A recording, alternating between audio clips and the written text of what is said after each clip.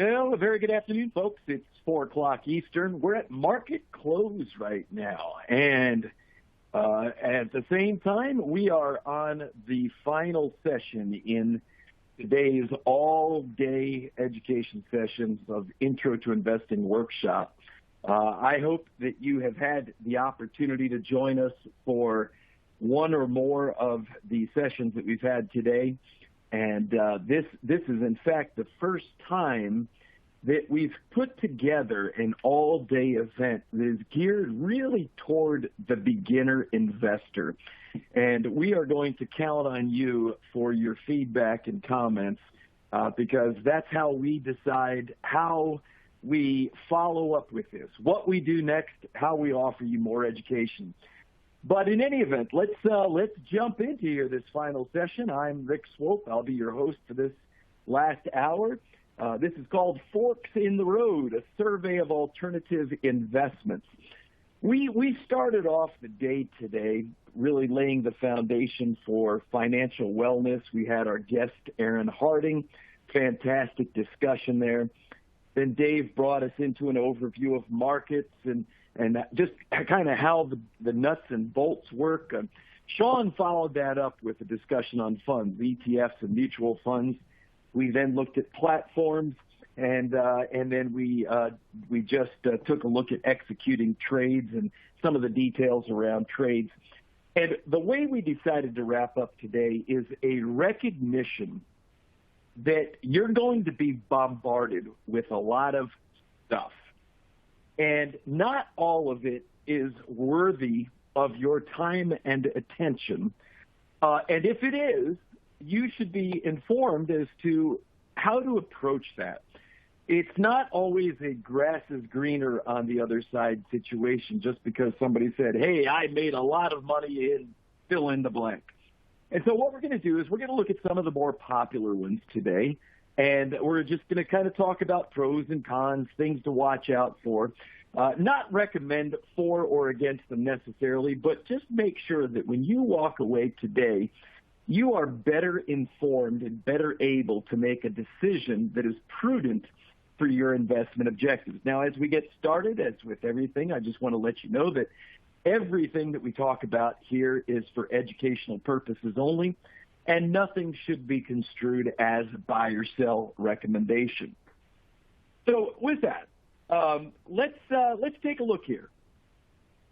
Basically today, what we've done is given a general outline on an investing pathway.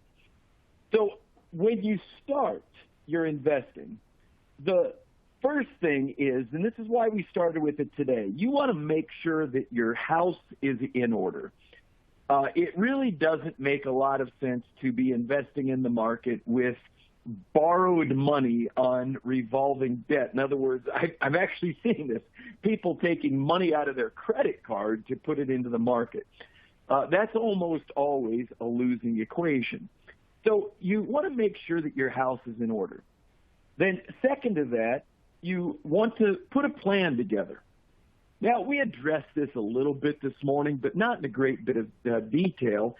The idea here is you don't have to be all-encompassing, but you should really sit down and think through what it is that you're after, what's your objective, what's your time horizon, what kind of risk tolerance do you have? This is what we have right here in the plan. You have unique characteristics that you've got to work within. Not everybody has the same appetite for risk. Some people have great appetite for risk and the time to accommodate that. But I've been looking at the comments that have come in after the sessions today, and I see more than just a few of you are joining us today who are in your what we call the distribution years. You're close to retirement. And so you don't have 20 or 30 years to ride out the volatility of the market. And so these kinds of things you want to capture in your investment plan. You want to answer the question, when do you need the money? Now, this may have a couple of different answers.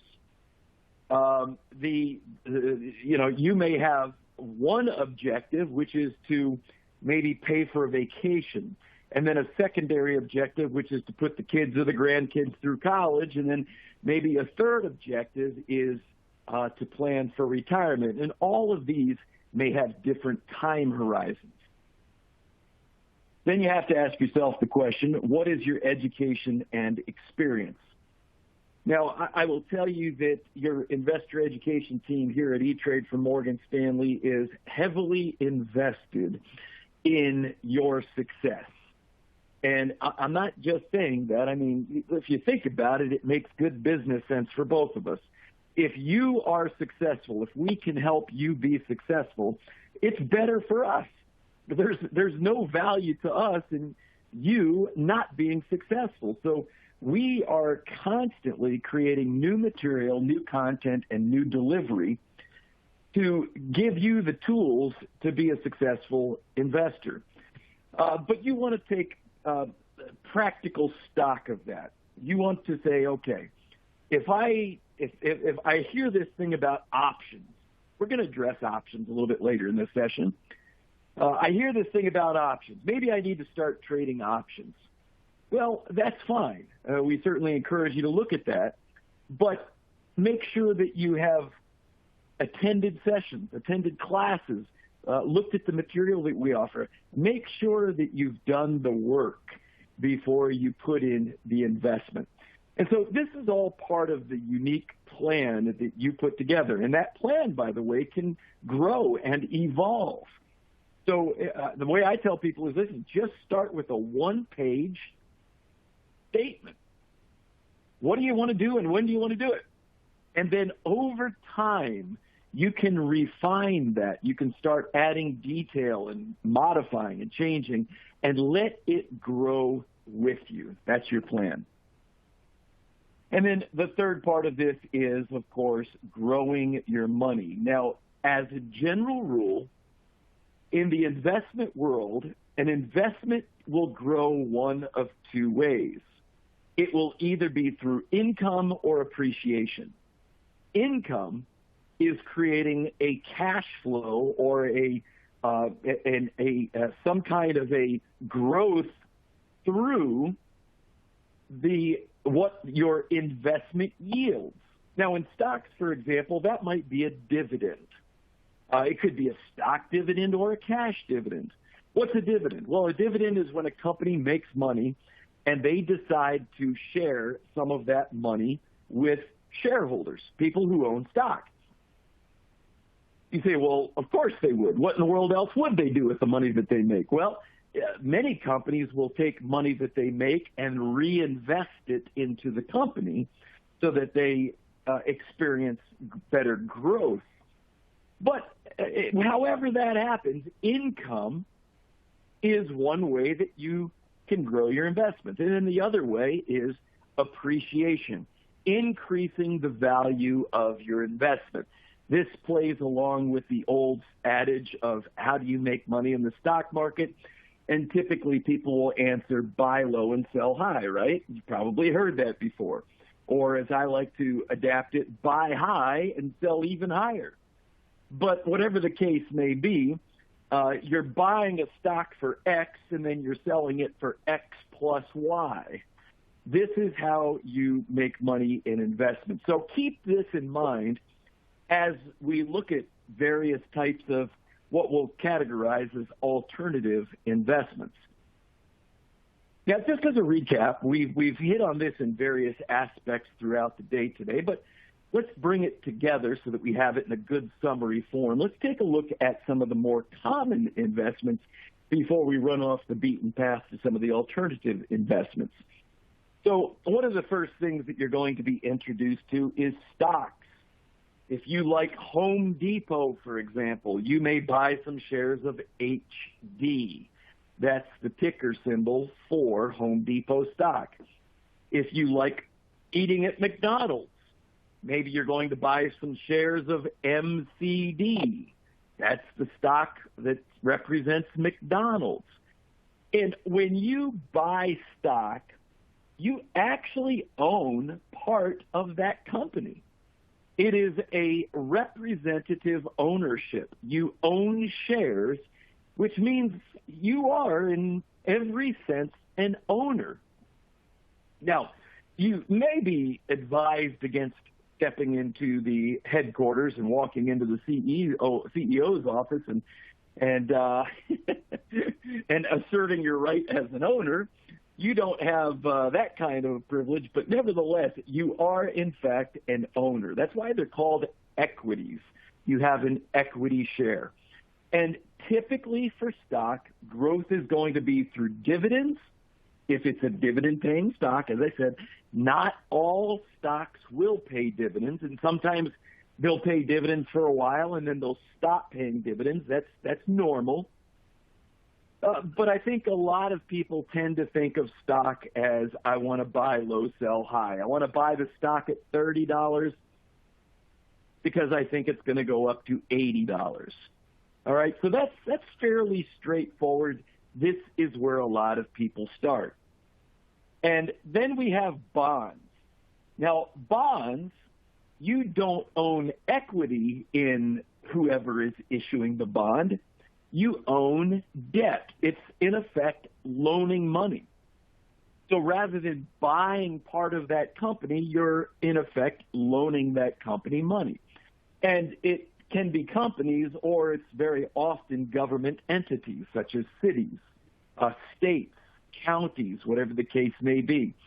Government municipalities are frequent issuers of bond and debt investments. Now, with this, growth is typically through income. Bonds are generally thought of as income investments. Now, that's not to say they can't appreciate. The value of a bond does fluctuate. It may go up and down, but that only really comes into play if you decide to buy or sell it prior to its maturity. That is, when whatever date it comes due. So a lot of people typically think of bonds generally as an income-producing investment.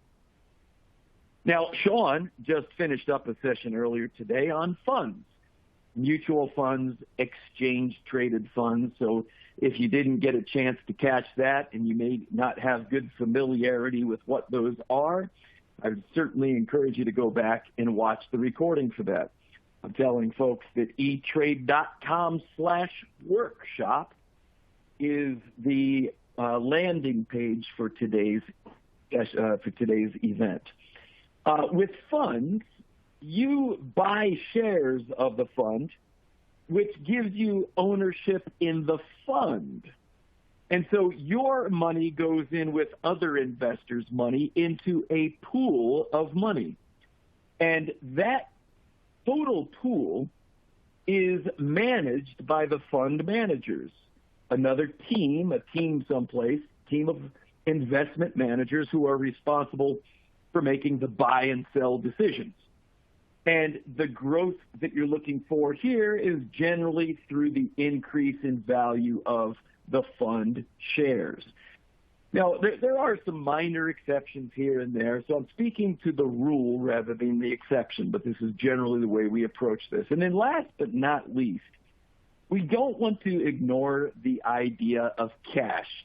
Cash is an investment. It is considered an asset class. And cash is, it can be what we call cash or cash equivalents, things that aren't truly cash but act like cash.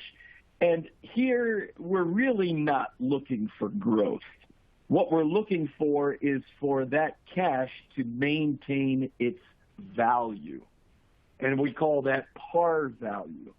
Cash serves a couple of purposes. Number one, it tends to be a stabilizer. It is not as volatile as other asset classes. So a certain amount of cash in a portfolio tends to give your portfolio a little bit more stability. And the other thing cash is it is opportunity. What do I mean by that?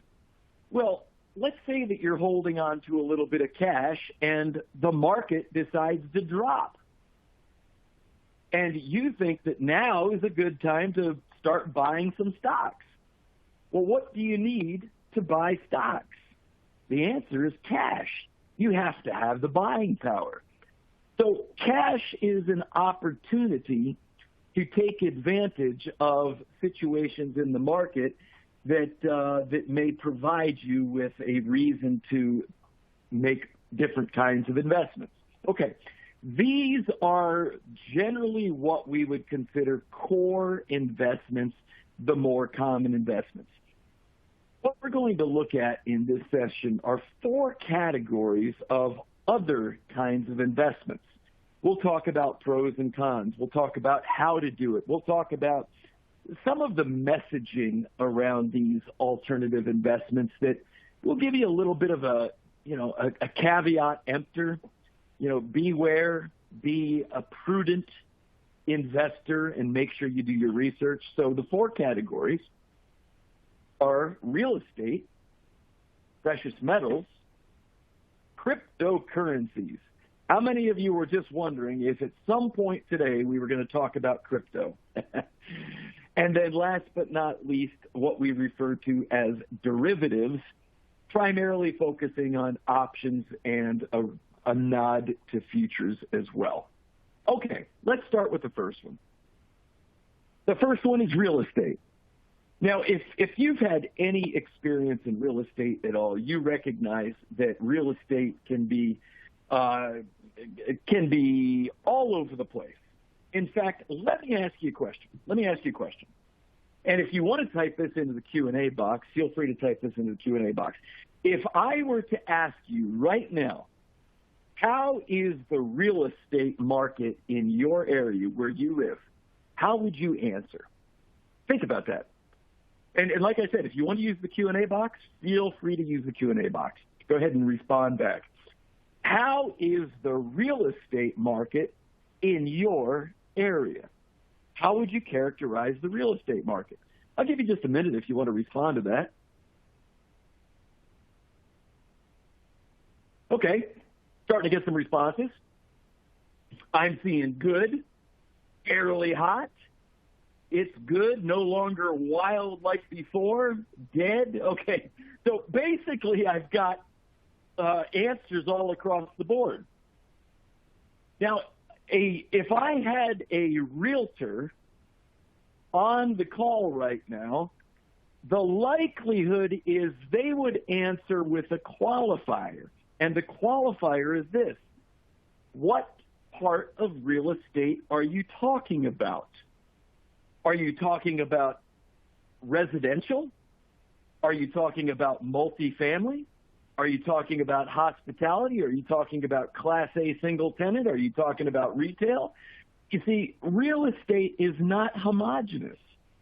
Real estate represents all kinds. I mean, we could be talking about down here in Georgia.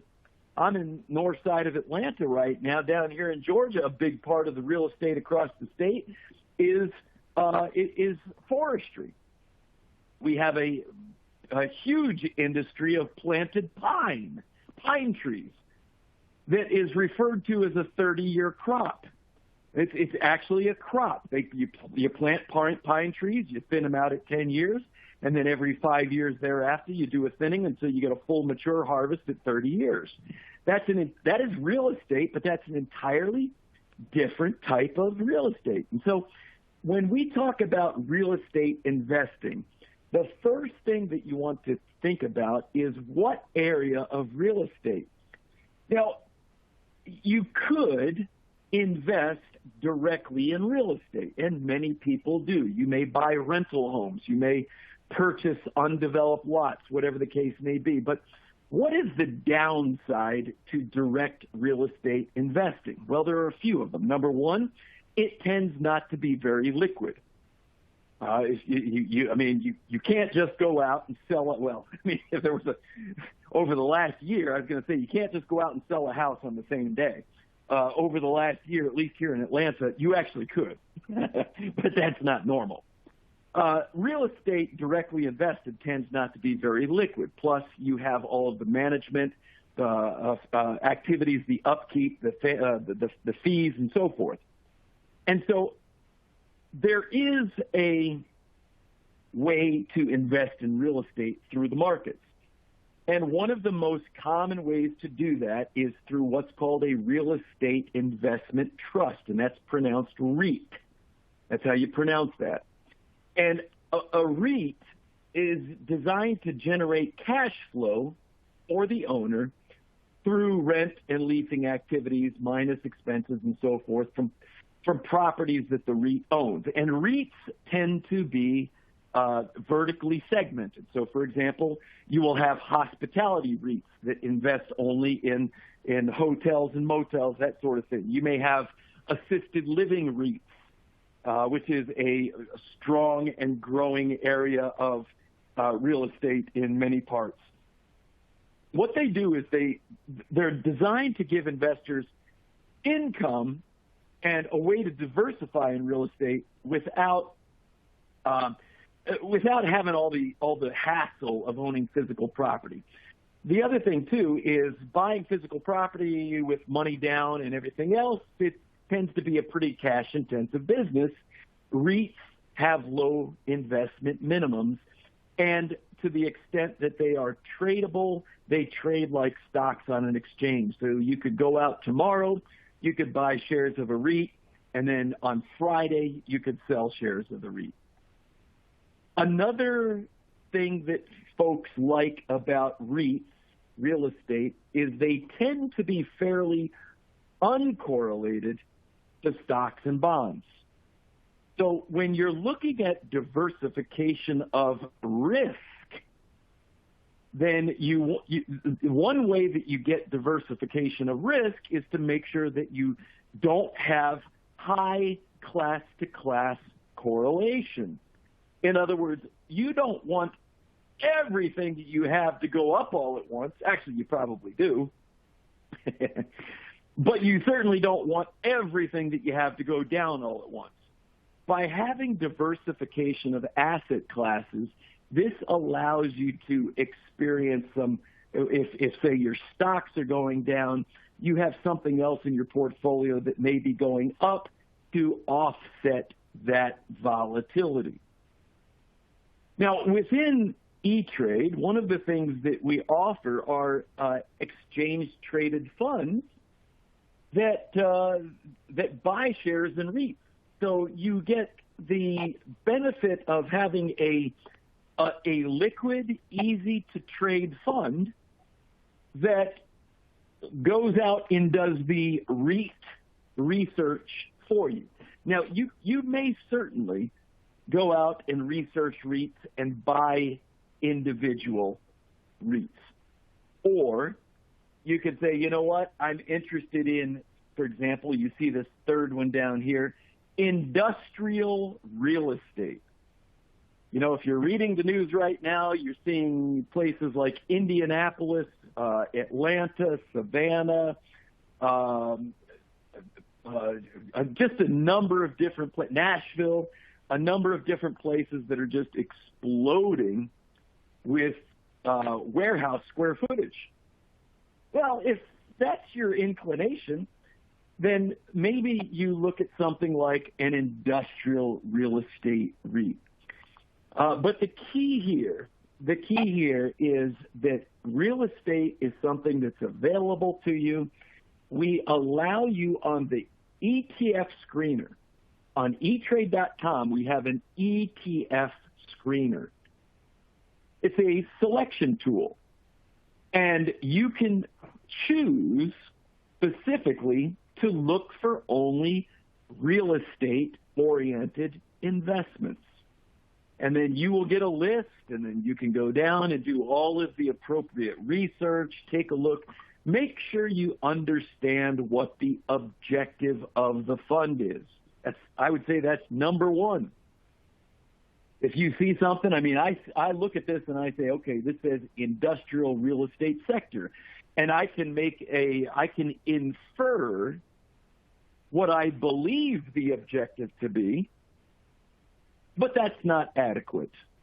Instead of guessing what the objective may be based on the name, I would actually click on that and I would look at the details to make sure I understand exactly what the objective of the fund is. Then I would look at things like, how much does this fund cost? Every fund will have some kind of a fee associated with it. It's a management fee. That's how the fund managers get paid. And some of them are more expensive than others. Some of them are fairly cheap. So you want to understand what that is. But we make it very easy for you to find your way around these types of investments. So real estate, a lot of choices for you. May not be something that you're looking at right now, but it's good to know that it exists. And at some point in the future, you may very well decide to add real estate to your portfolio. So that's the first one. Next, we're going to talk about precious metals. Now, if there's anything that gets the marketing love, it's precious metals, I think. I can't go anywhere without hearing an advertisement for gold. How about you? And you know, some of them, I've got to bite my tongue sometimes because I'll be listening to the radio, I'll hear an advertisement on gold, and they're making the case of why you should invest in gold. And I've actually heard this statement. You ready? Here's the statement that I've heard on the radio. Invest in gold because gold has never been worth zero. Well, good grief, IBM's never been worth zero either. I'm not sure what the point there is. Well, I know what the point is. They're trying to hype up gold, saying gold is always a safe investment. Well, that's not, I don't want to say that's not necessarily the case. Gold acts like other investments. Gold goes up, gold goes down. Now, it's not just gold, though. There are other precious metals. You may have silver. You may have platinum. So how can you invest in these, and why would you do it? Well, the main reason why a lot of investors look at precious metals is because historically precious metals have tended to act as a hedge against inflation and or market downturns. So in periods of economic uncertainty, people have a comfort factor in owning precious metals. It's like if everything else falls apart, at least I've got gold. Okay, and that's nothing new. This is not a new phenomenon. This has been, in fact, I saw one study looking at the inflationary hedge characteristics of gold and silver that was actually a 200-year study from 1791 to 1995. So it is by no means a Johnny-come-lately here. It's just the way things have been.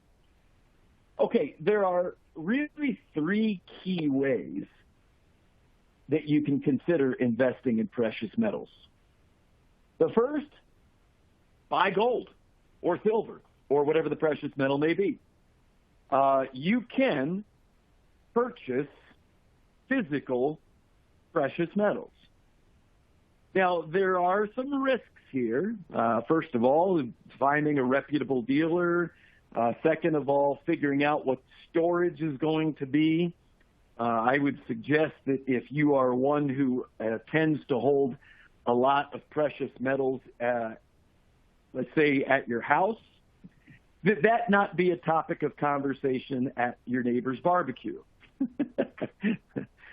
But you can do it. You can hold precious metal. There's no law against holding it. But from an investment standpoint, there are easier, more efficient ways of doing it. Gold or silver ETFs, for example, there is an ETF whose ticker symbol is GLD. That's it, GLD.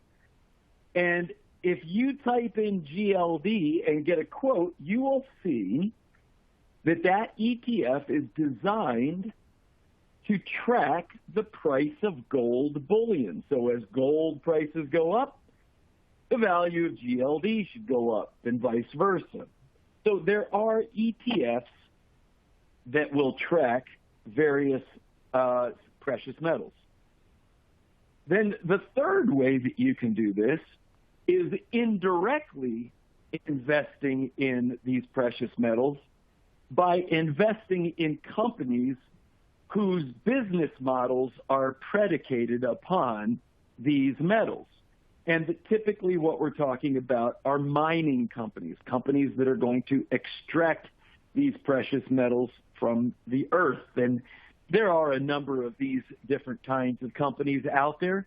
But notice that choices 2 and 3 are choices that allow you to do this in your brokerage account.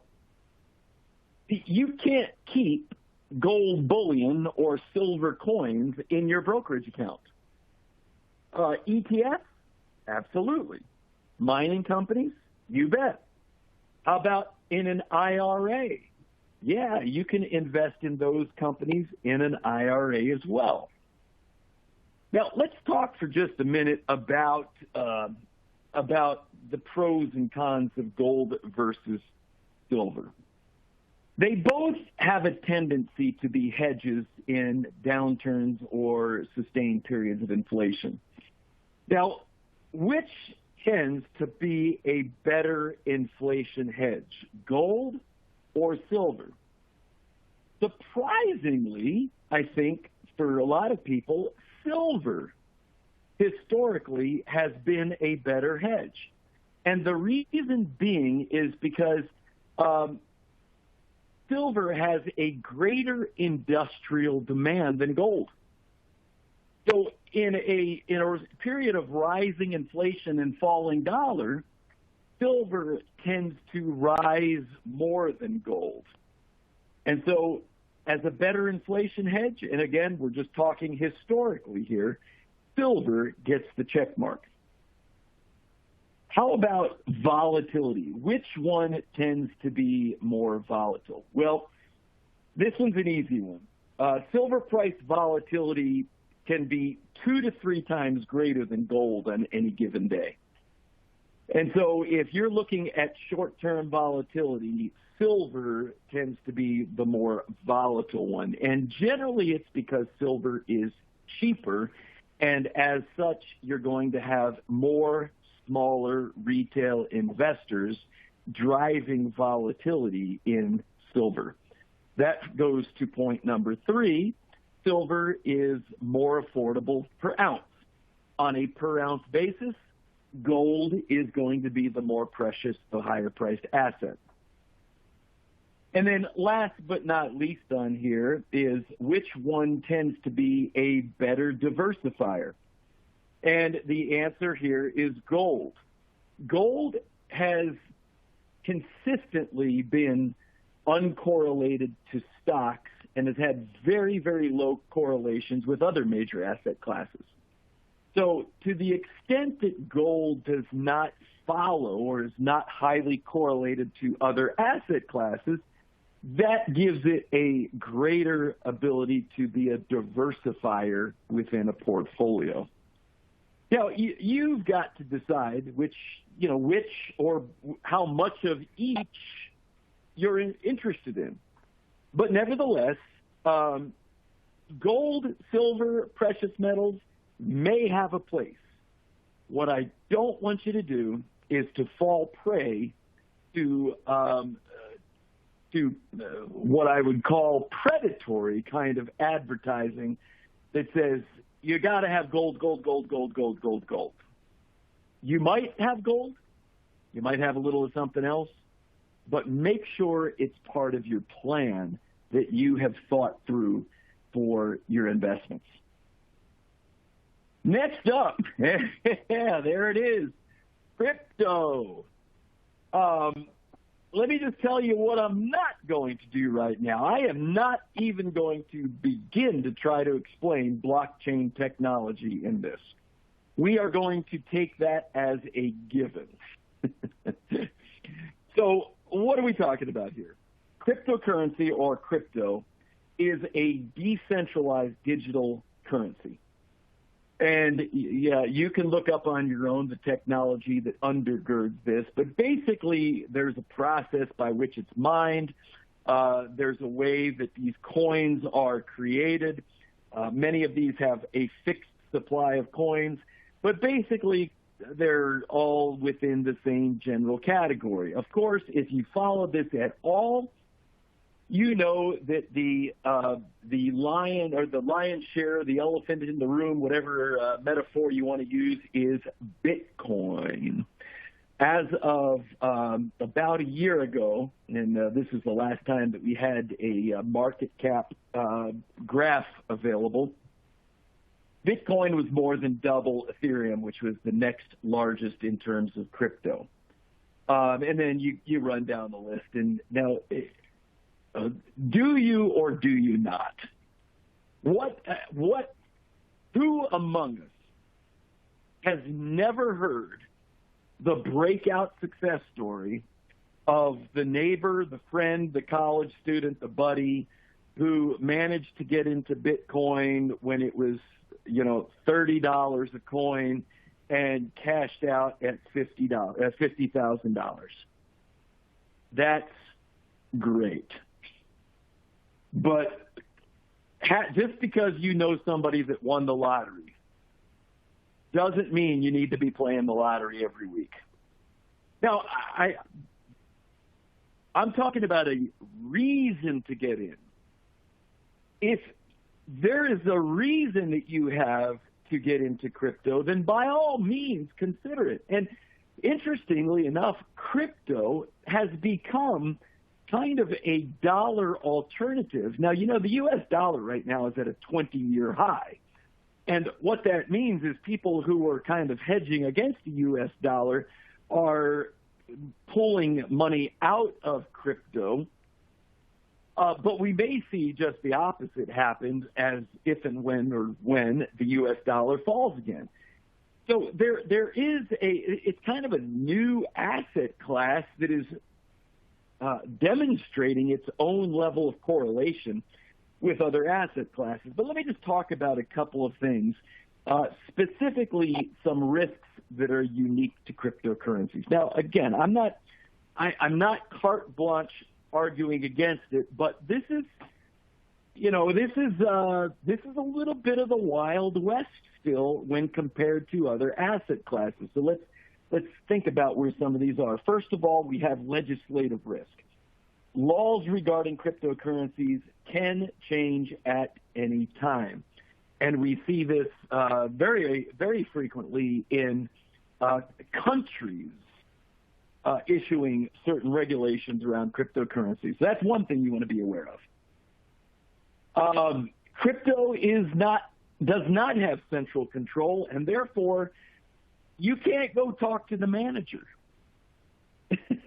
If something happens, there's kind of nobody to call. It's the part of the characteristic that makes it attractive to many people also adds a level of risk in the event that it's lost or stolen. Or, my goodness, you probably heard the story about the guy that threw away his hard drive and it had a certain number of Bitcoin on it. That was, I don't remember what the number was, but it was in the millions. It was enough money to make that guy sell his house and move to the dump and spend all his time looking for his long lost hard drive. I guess that'd be a Jimmy Buffett song at some point. But that's a risk as well. Since the value of the currency is based solely on supply and demand, in other words, there is not an intrinsic value like with stocks.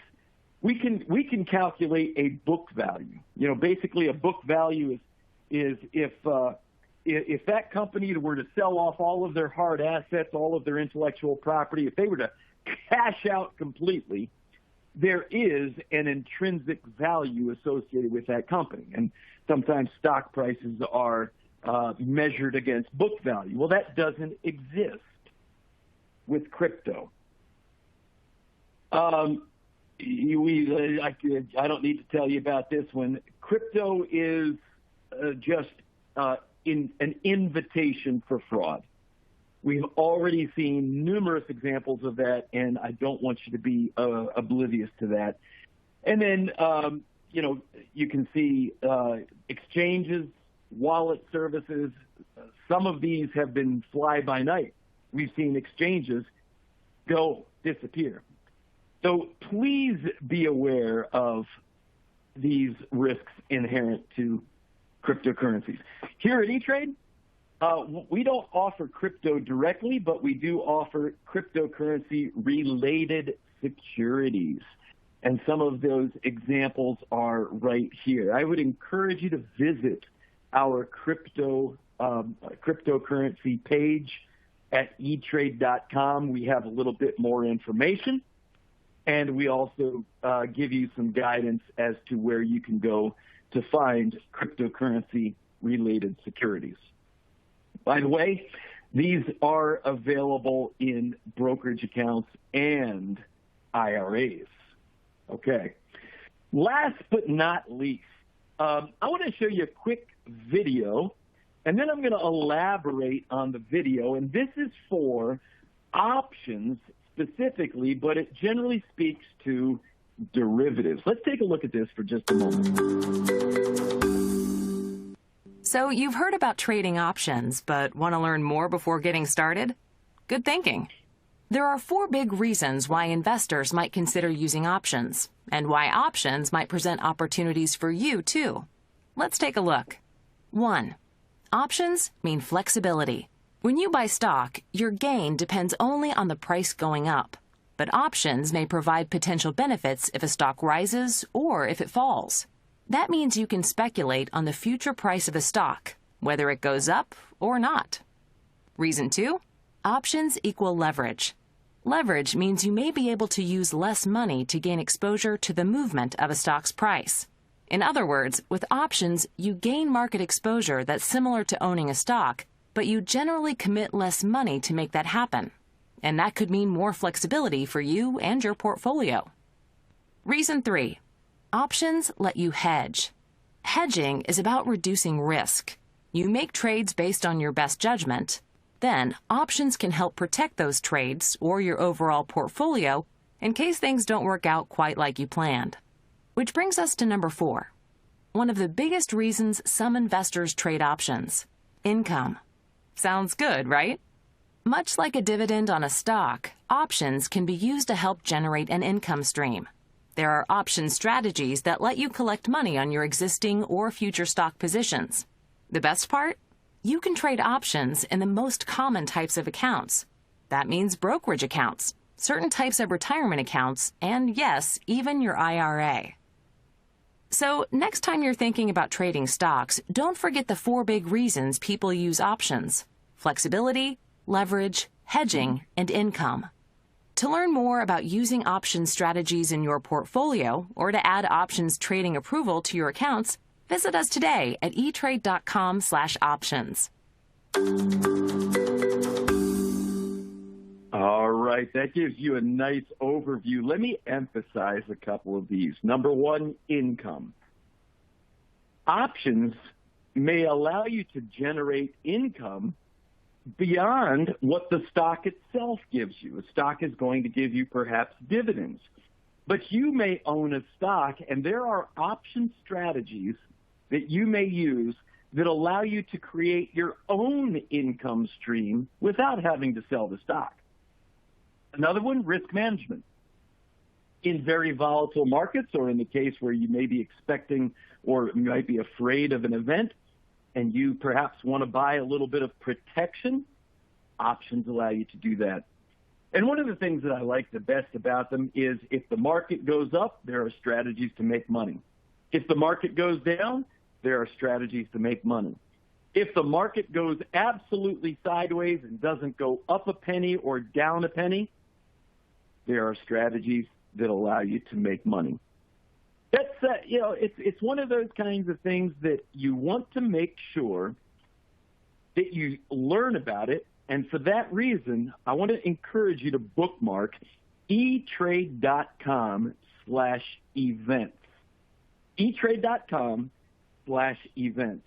And when you click on the On Demand tab, you're going to find an extensive library of events that we have recorded, starting at the most basic level, introduction to options, getting started with options, how to buy calls, how to buy puts, and we talk about definitions, we talk about strategy, we talk about all kinds of things so that by the time, if you decide to start working with options, you're prepared with the tools, with the education, and with the confidence that you've done what you need to do to get started.